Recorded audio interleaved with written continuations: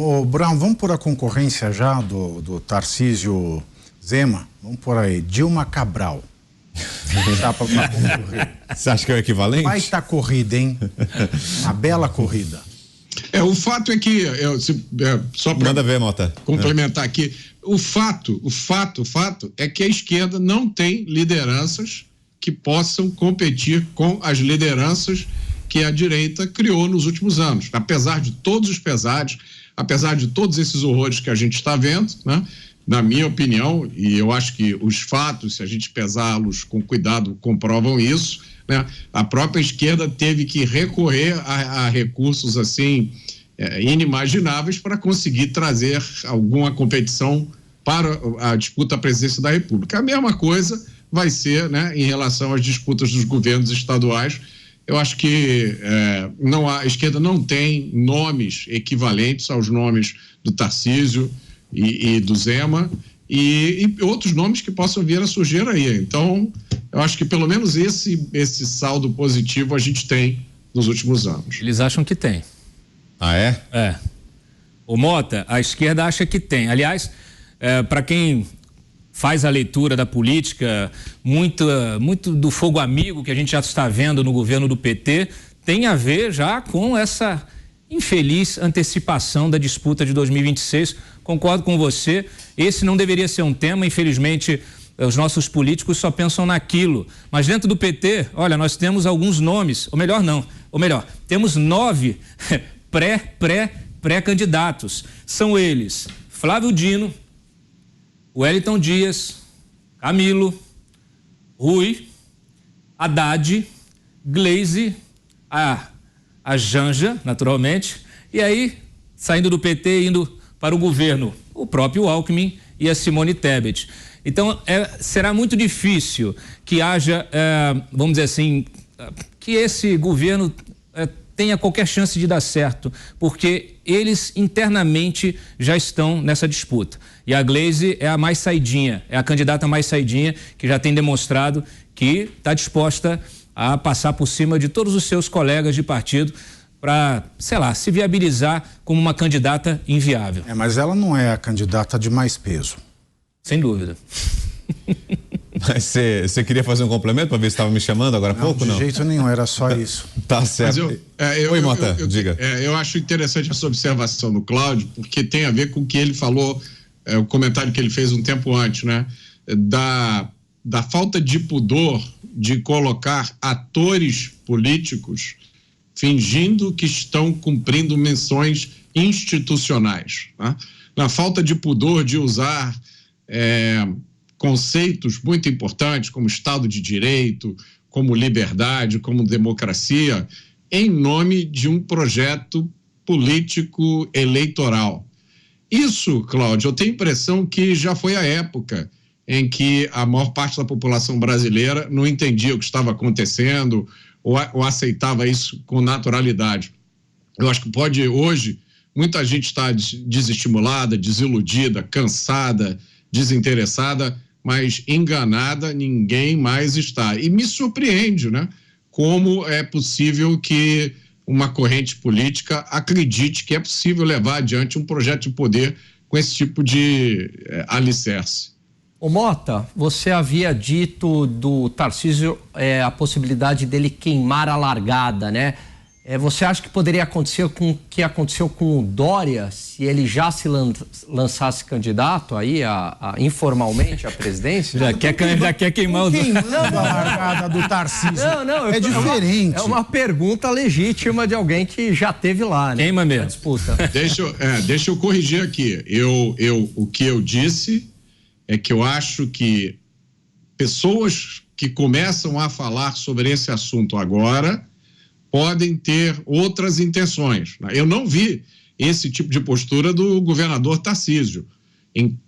Até agora, eu não vi nada que sinalize dele qualquer intenção, a não ser fazer um excelente governo em São Paulo.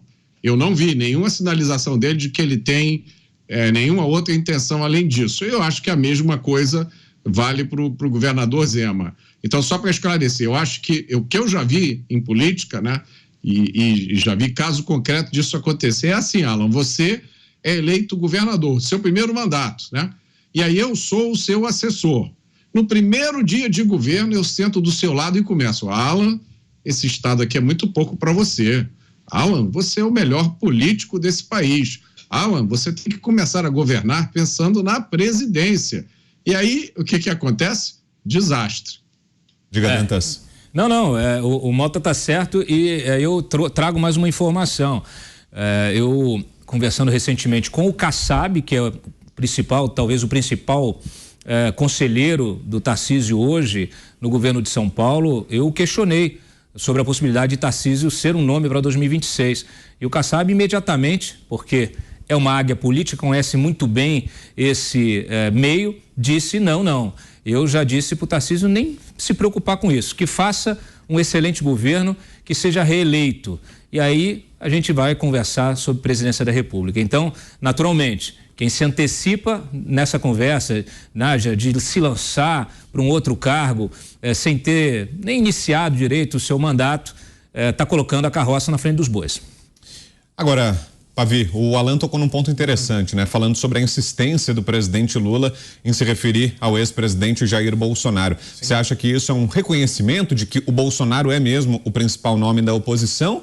Ou é talvez um sinal de que é o nome que Lula prefira enfrentar, né? De que seja aquele a quem Lula prefira ter como adversário lá na frente? É o nome que Lula tem para usar. Ele passou 8 anos falando do FHC, falando da herança maldita do FHC.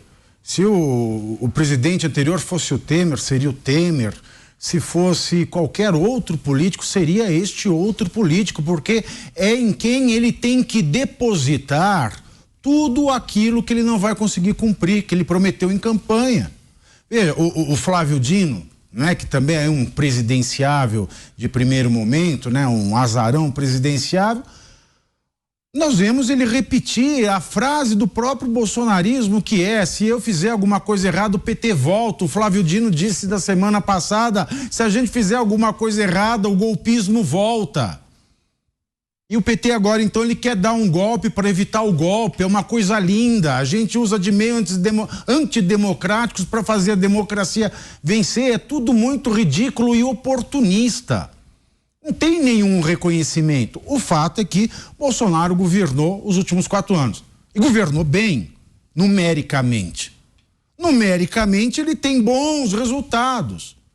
O Lula, ele governou bem lá em 2003 até 2006, porque ele herdou um país lindo, maravilhoso, ajeitado, com reforma, com um cenário internacional favorável. Então ele podia fazer alguma coisa sem falar tanto no Fernando Henrique.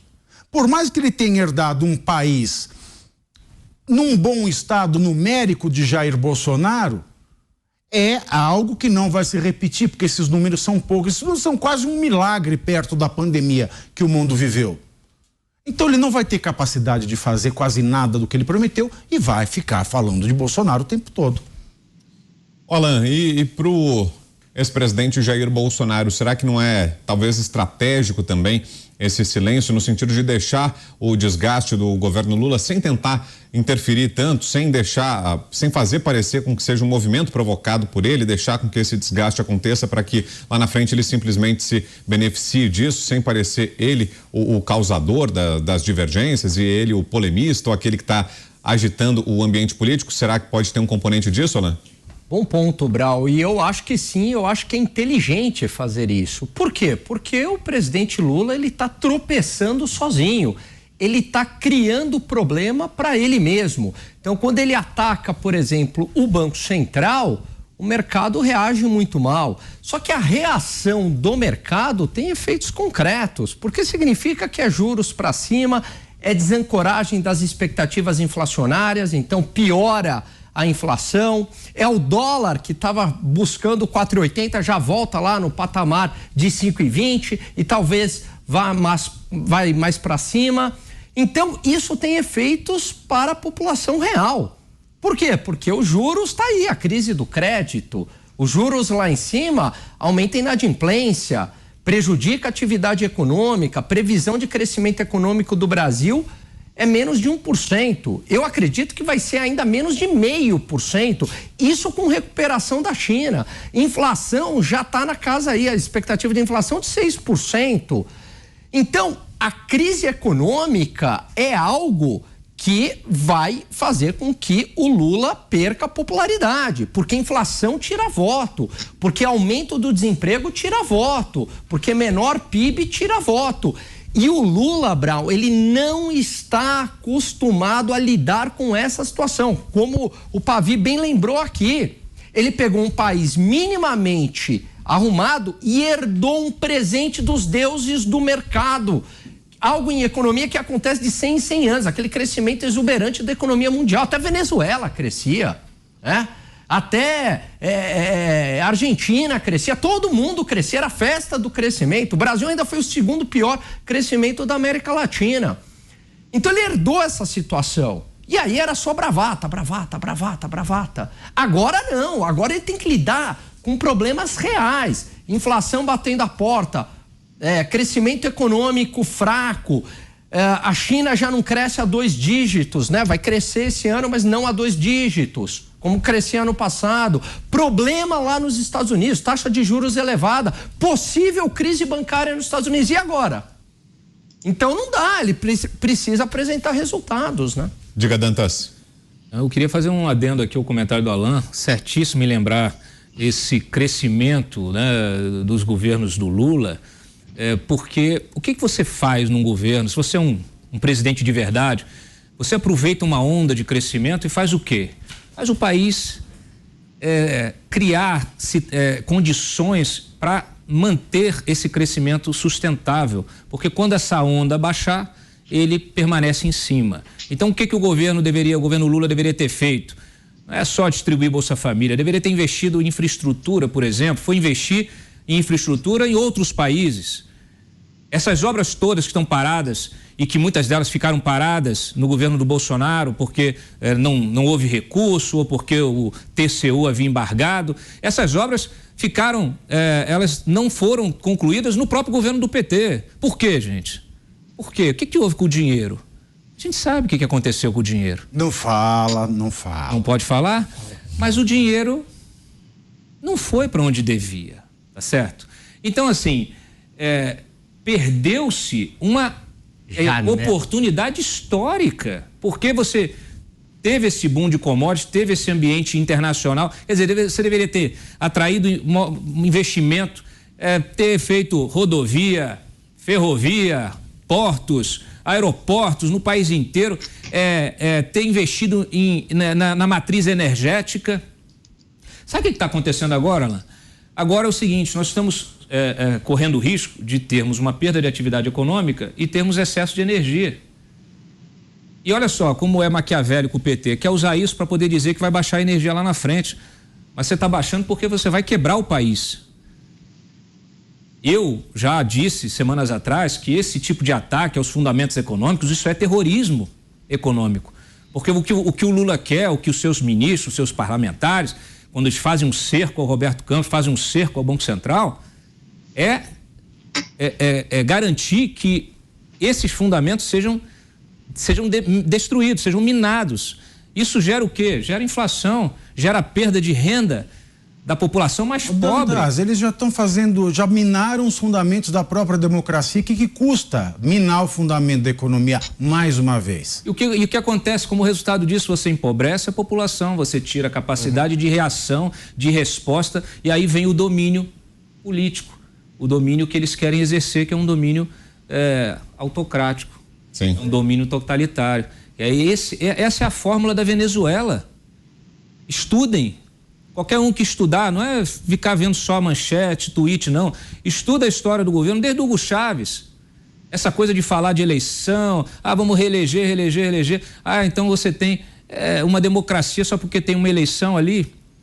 Democracia é muito mais que isso. Uhum, claro. A gente estava falando aqui, a liberdade de expressão é você poder se manifestar sem ser censurado, sem ser preso, porque você está se manifestando. Aí já está, eles paralelamente a isso, quando você fala de oposição, de estratégia do Bolsonaro, eu entendo politicamente essa estratégia. Mas um dia desse mesmo eu escrevi falando assim, eu acho que o Paulo Guedes deveria voltar agora para o debate público. Por quê? Porque entregou uma herança bendita, que está sendo chamada de maldita. E a imprensa, que é uma correia de transmissão, a imprensa tradicional, comercial, né, aquela que está pendurada na Secom, ela é uma correia de transmissão desses interesses. E aí ela fica replicando essa narrativa e vai prevalecer essa narrativa nos livros escolares, na história. Dantas. Essa história está sendo construída nesse instante. Perfeito. Deixa eu passar para o Mota, que está chamando, quer fazer um complemento também? Pois não, Mota? Quero sim, eu queria lembrar, em cima do comentário que o Dantas falou, né, do boom das commodities, da quantidade imensa de dinheiro que entrou no Brasil, não foi inteiramente desperdiçado, né, que foi usado para iniciativas muito importantes como os Jogos Pan-Americanos, a Olimpíada, a Copa do Mundo. Quase 100 bilhões de reais foram gastos nisso. Na época eu fui uma das vozes, né, que protestou contra isso. Eu disse, isso é um absurdo, um país com as necessidades que o Brasil tem. E eu tenho uma história, né, na época das Olimpíadas, no dia da cerimônia das Olimpíadas, todo mundo celebrando, e eu saí para dar uma volta com meu filho. Eu estava chateado, meu filho ainda era bastante novo, e a gente foi dar uma volta aqui no quarteirão. E no outro lado da rua, né, perto aqui da minha casa, tinha um casal catando coisas no lixo. E aí o rapaz veio falar comigo, me pediu se o senhor podia nos ajudar. Nós somos trabalhadores, a gente cata as coisas aqui no lixo para revender. Essa aqui é a minha senhora, essa aqui é a minha esposa. E será que o senhor podia nos ajudar para a gente complementar uma refeição? Ele veio falar comigo e eu pensando, meu Deus do céu, nesse mesmo momento está acontecendo a cerimônia de abertura de Jogos Olímpicos. Qual foi o legado dos Jogos Olímpicos? Um monte de elefante branco aqui no Rio de Janeiro. Agora eu não sei mais se foi ou para as Olimpíadas ou para os Jogos Pan-Americanos, mas fizeram uma pista de ciclismo com uma madeira especial importada que não suportava a umidade nem a temperatura. Tinha que ficar com o ar-condicionado ligado o tempo inteiro, meus amigos. Essa é a herança que nós temos dessa época do governo. E aí vou lembrar aquela frase famosa, né, que depois ecoou nos ouvidos de todo mundo no tempo da pandemia. Quando chegou a pandemia e começou aquela mobilização geral, aquela frase continuava ecoando. Vocês vão lembrar dessa frase, né? Não se faz uma Copa do Mundo com hospitais. Copa do Mundo se faz com estádios.